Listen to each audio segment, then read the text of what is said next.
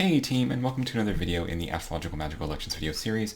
Today we're going to talk about the magical elections that are going to be available to us between the Capricorn New Moon on January 12th until the Leo Full Moon on January 28th. So this past lunation was a little disappointing in that we didn't really have any good magical elections to talk about or to share or to work with, but thankfully things have changed, and now this lunation, this waxing moon period that we're going to be experiencing, we do have a number of electional opportunities to dive into, and actually even a little bit more rare, a decent amount of overlap between the three different locations that I cover. And what I mean by that is that these three locations will be able to utilize elections for the same mansions or stars. So that's pretty neat. That doesn't happen super often, but we have it happening here this time. So let's go ahead and get started. And today we're going to start with the elections that are going to be for the Australian continent. And our first one, as we can see here, is going to be for January 17th at around 3:30 p.m. And this is going to be an option for a 27th Lunar Mansion talisman. So the 27th Lunar Mansion is one that I've been experimenting with a little bit more lately, and that I've had a couple of different talismans for it running for 3 or 4 months, I believe. And because before this it was a mansion that I didn't really have a whole lot of experience with, primarily because the way it's written about in text is kind of like duplicitous almost. So I kind of wanted to get a better sense of what that was about. And so I'm happy to report so far that the 27th Lunar Mansion talismans have run well for what they were intended to do. So things we can use the 27th Mansion for: healing. It can be used for the accumulation of resources. It's an all-around sort of better, it has a better disposition than I originally believed that it would have, so that was kind of a neat experience. So the 27th Lunar Mansion is now Ryhan approved, I guess we can say. And so it just really seems that, like, keeping the moon phase appropriate, we want the waxing moon, and making sure that the moon is interacting with more helpful planets, that this seems to be, the trick, I guess, when it comes to fine-tuning what the purpose of the 27th Lunar Mansion is for and what it can do, which isn't unusual. That's the case for all lunar mansions. But for mansions like the 27th one, which kind of have a kind of an equally good and bad side, these are things that we need to pay a little bit more attention to. So speaking of paying attention to things, let's go ahead and look at our election chart. And here we have the moon in the 27th Lunar Mansion conjoined the midheaven, while 0 degrees of Gemini rises, which will point our ruler of the first house to Mercury and Aquarius in the 9th house. And this is a one to where you could even start it earlier if you wanted and use a Taurus, like a late Taurus ascendant. That's fine too. And it'll just point to Venus as the ruler of the first house in Capricorn. I kind of prefer more the Mercury and Aquarius in the 9th, rather than Venus and Capricorn in the 8th. The energy is a little bit more positive for Mercury, I believe, than it is for Venus at this time. But it's usable. You can do that. That's fine if you wanted to. If you were, if you had some sort of like scheduling conflict at around 3:30 at around 3:30 and you needed, to get this done earlier, Taurus ascendant can work fine. But here we have the moon applying the sextile to the sun at late Capricorn, another really great connection. I've talked about how much I like sun-moon connections in any kind of talismanic election several times, and that's just the theme that's just repeated here.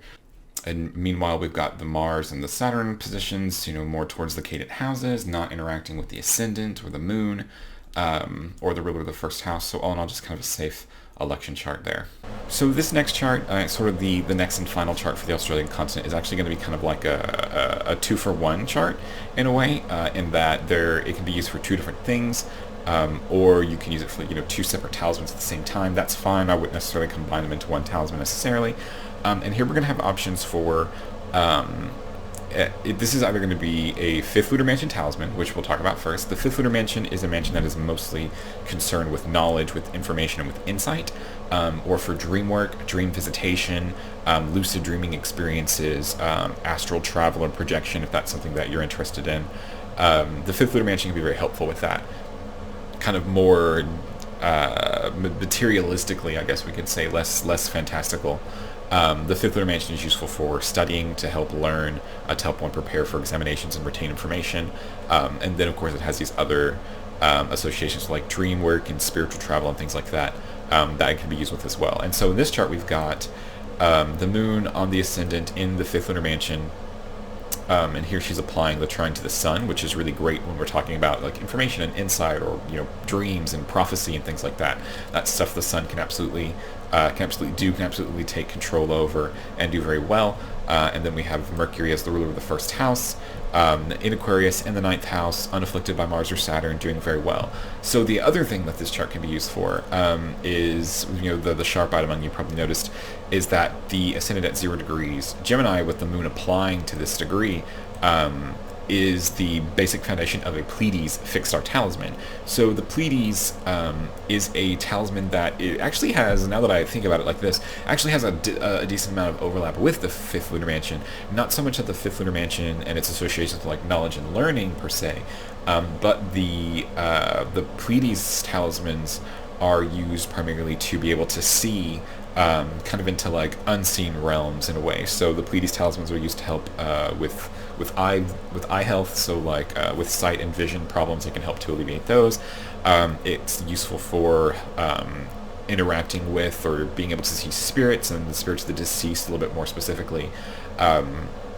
Which is the part that kind of leans more into what the fifth lunar mansion does, in that the fifth lunar mansion can help with that, can help with spiritual visitations in dreams specifically, whereas the Pleiades doesn't necessarily imply that, but, well, I guess it does kind of imply that it's going to be primarily through dreams, or through some type of vision work. But that's really more what the Pleiades does. And so I was really excited to be able to get this, while also on top of that trine with the sun, the Pleiades being a very eye and vision or seeing type of star cluster. Like that's kind of what their power is. It's more about the eyes, because on top of like being able to see into like the spiritual world, it also helps to uncover things that are hidden, so it's used to like find lost objects. So this is a chart that, like I said, I wouldn't necessarily recommend doing like a combined fifth lunar mansion and Pleiades talisman, but you could definitely do like a Pleiades talisman and a fifth lunar mansion talisman kind of at the same time, but of course two physically distinct things. So you definitely give that a shot. If you don't want both, that's fine too. You can pick one or the other. But this is kind of an interesting example of a doubling up of talismanic purposes, or one chart that can kind of fit multiple things. So that's kind of fun. Okay, so that was our Australian charts, and now we're going to move on into charts for the North American continent. And our first example is going to be for January 16th at around 15:56, so close to 4 o'clock in the afternoon. And here we're going to have that example of the 27th lunar mansion talisman that we explored in the Australian chart. And here it's very similar, but we have, of course, different signs on the ascendant. So here we have the moon placed in that 27th lunar mansion, applying that sextile to the sun like we described in the Australian chart, while Cancer is going to be on the ascendant in this chart example, pointing us back to the moon as the ruler of the first house.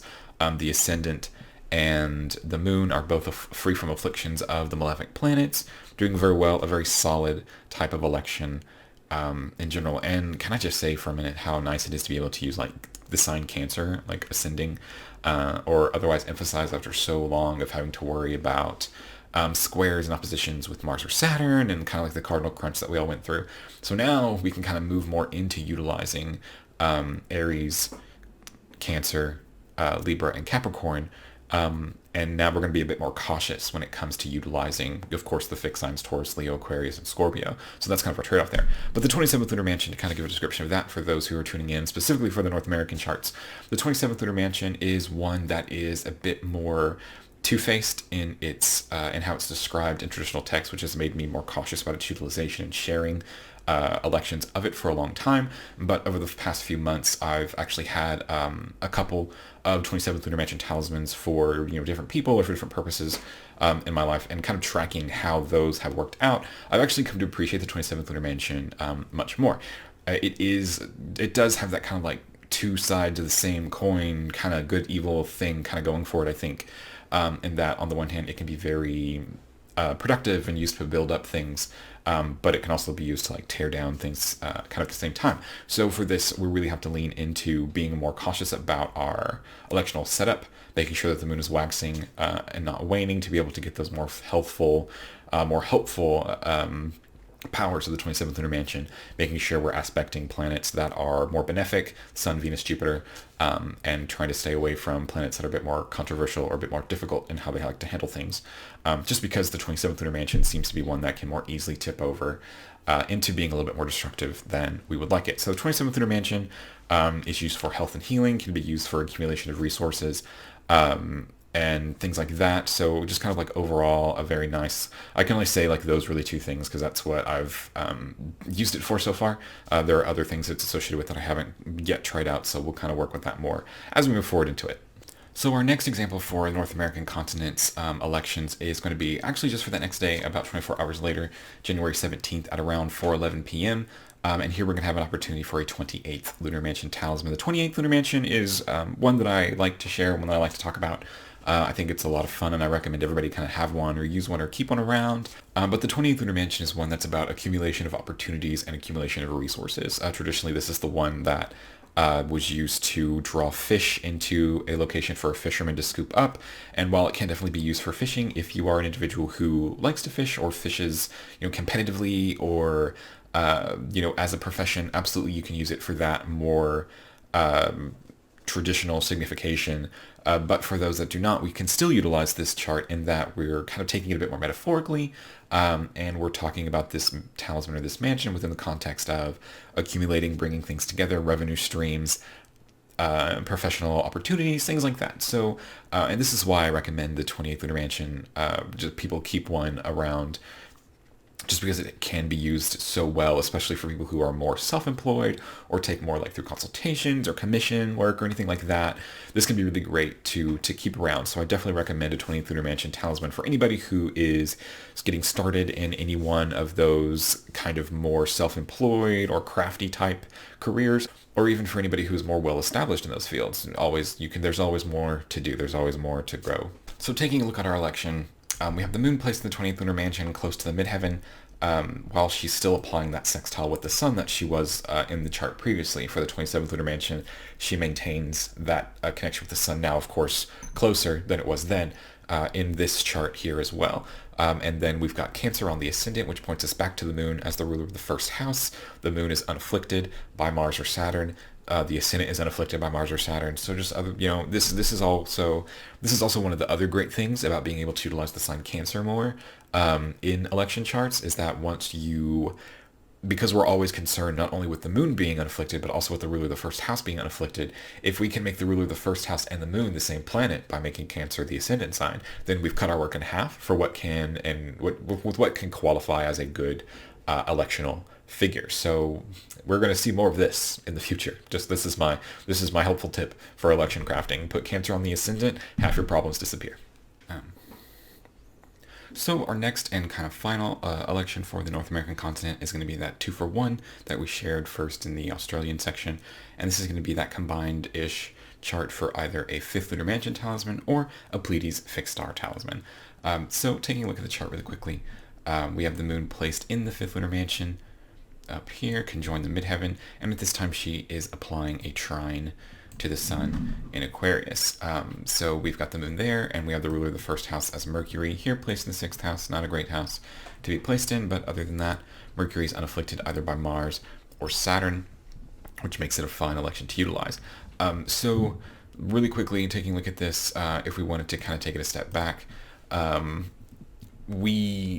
course, we see that early Virgo is rising, and some of you may be like, well, can we use Leo, like a late Leo rising ascendant for like a 5th Lunar Mansion talisman? Is that something we can do? I mean, technically yes, but our problem then becomes if we have Leo rising on the ascendant, then the sun becomes the ruler of the first house, and the sun is conjoined Saturn here.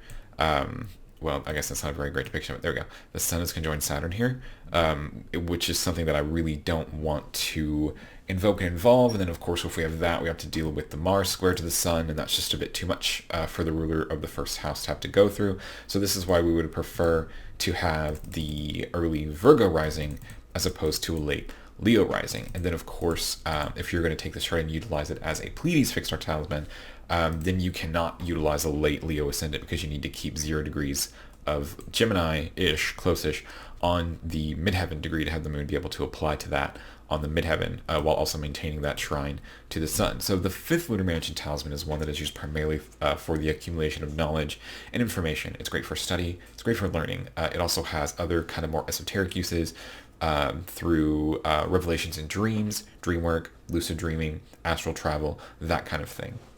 Pleiades fixed star talisman has a little bit of overlap in that it is also about seeing into different realms. So it can also be kind of used in conjunction to help with dream visitation, lucid dreaming, seeing things in dreams, prophetic dreams, things like that. Pleiades fixed star talismans are kind of primarily utilized to look into the spiritual realm and to be able to see spirits, whether or not that's the spirits of the deceased or sort of like higher power spirits. Either is fine. Pleiades fixed star talismans are also used for eye health, to reinforce the health of the eyes and keep them healthy, and also to be able to find lost objects. So kind of like I said in the Australian version of this chart, you would want to pick one or the other, or do both kind of separately as separate talismans. I wouldn't necessarily recommend doing one talisman that's a combined fifth Lunar Mansion and Pleiades talisman. So unfortunately at this part I ended up having an audio issue, which glitched out the audio for the Western European charts. So I'm just going to kind of pick that back up and do a redo of it. Instead of recording the whole thing, we're just going to do audio in the charts. So first we're going to move into our, like I said, our Western European charts. And the first thing we're going to talk about is an election example for January 16th at around 3:30 p.m. And here we're going to have that opportunity for the 27th Lunar Mansion talisman. So the 27th Lunar Mansion is the one that is a little kind of two-faced in how it works. It's kind of able to do both good and bad to sort of equal measure. So we kind of have to be careful about our setup to make sure that we're more positively oriented. And we're going to do that by making sure that the moon is waxing, which is true, and that the moon is applying to a planet that is functionally benefic, which is also true in this example. So the 27th Lunar Mansion is one that we're going to use when we are trying to heal and if we're trying to accumulate resources. So either for health or for wealth is how we're going to focus on it for right now. And so our example, our election chart, has the moon in the 27th Lunar Mansion here conjoined the midheaven, and here she's applying the sextile to Venus. So in the other two examples of this, with the North American and the Australian version, we had the moon apply the sextile to the sun. But here we have the moon much earlier in the 27th Mansion than she was in the other ones. And so we're going to have that connection with Venus. So that means that this chart is going to have more of a Venus flare to it, while the others have more solar flare, which means that the Western European version is probably going to be one that is a little bit more oriented towards financial gain, while the Australian and the North American versions, because they have the sun application involved, are probably going to be more inclined with health and vitality and physical strength. So just something to keep in mind, a little bit of kind of different flavors of the same election. Well, not the same election, I guess, different flavors with slightly different elections focusing on the same mansion. So something to keep in mind. Also, looking at the chart, we have the moon as the ruler of the first house because we have Cancer on the ascendant. And we always want to make sure that the moon and the ruler of the first house and the ascendant degree are unafflicted, and we have that case here with the moon not being afflicted by Mars or Saturn. She's strong in an angular house, applying to a good planet, and just kind of reiterating the whole, once you can get Cancer as the ruler of the first house, a lot of the problems of kind of having to juggle another planet on top of everything start to fall away. It's easier just to focus on the moon. So our next electional opportunity is actually going to be for that next day, January 17th, at around 1628. And here we're going to have the opportunity for that 28th Lunar Mansion talisman that we're going to pick up. And the 28th Mansion is one that's useful for like the accumulation or the gathering of different opportunities, like professional, financial opportunities. Very useful for individuals who are working in self-employed fields that require primarily, or that rely primarily on commissions or consultations. It can also be for individuals who work in like the gig economy, but even for those who work in sort of more we'll call traditional employment, can also use this for employment options, or like for being able to accumulate different professional goals or professional opportunities. I would also really recommend the 28th Lunar Mansion talisman for anybody who is currently unemployed and seeking employment. It can be a great way to pick from job opportunities or job postings. and have more of an upper hand in that selection process. So the 20th Lunar Mansion is one that I personally feel like everybody should have in their back pocket for any kind of situation where it might require it. Looking at our election chart here, we have the moon in the 20th Lunar Mansion conjoined the midheaven. A lot of midheaven-ish stuff going on here lately in these charts. And here we're going to have the moon applied to the sun with the sextile. And so now we're kind of leaning back into that sun energy that the Western European chart from the previous chart was missing. At the same time, we have the moon again as the ruler of the first house with mid-Cancer rising, making sure that the moon is safe from any sort of affliction, which is true, something that we always want to take a look at and make sure to keep the moon free from any sort of impediments like that. So we always watch for the moon to be, square malefic or anything like that. So the moon is safe from that, applying to the sun, who is a more positive-oriented planet generally. And all in all, just a pretty solid election for that. So our final election for the video and for Western Europe is going to be on January 22nd at around 2012. And this election is going to be for the 5th Lunar Mansion talisman. So the 5th Lunar Mansion is one that's primarily focused on increasing knowledge, increasing information, learning, aid, anything like that.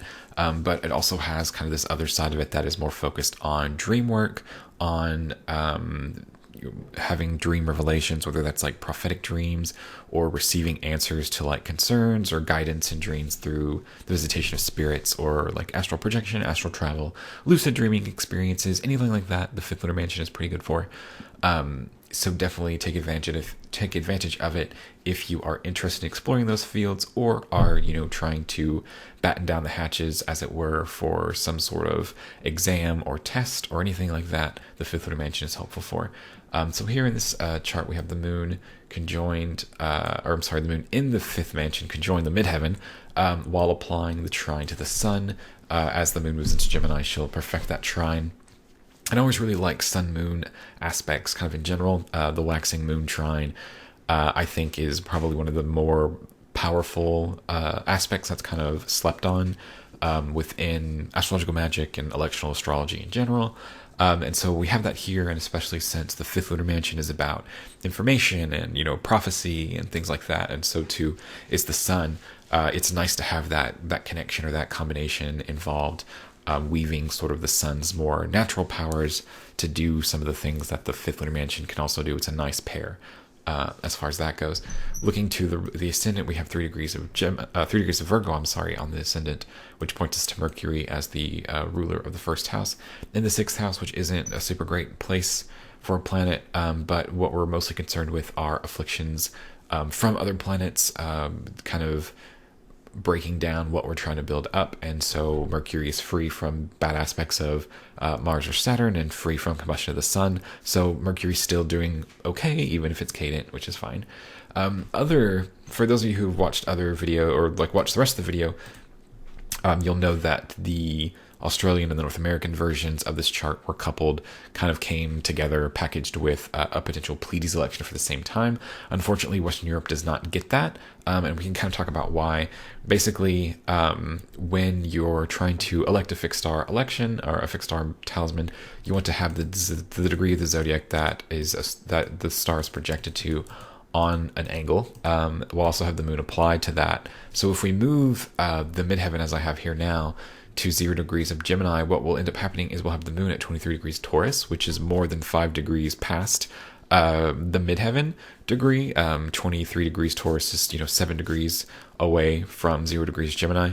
And so this means that the moon is technically cadent, which means that it's not a good position for the moon to be. We don't want to have situations where the moon is cadent, and having the moon cadent in a fixed star election basically invalidates it. So that's why Western Europe does not have a Pleiades talisman opportunity coupled with this like the others do. The moon is just a bit too far off at this time for them, and this is kind of like the major difference between the 3 locations that I look at. The moon will be in different positions for those locations, for those elections that we're looking at, even if the rest of the chart is kind of for the same time, quote unquote. So it's just in this case the moon is too far. So that's just the way the cookie crumbles. We'll say.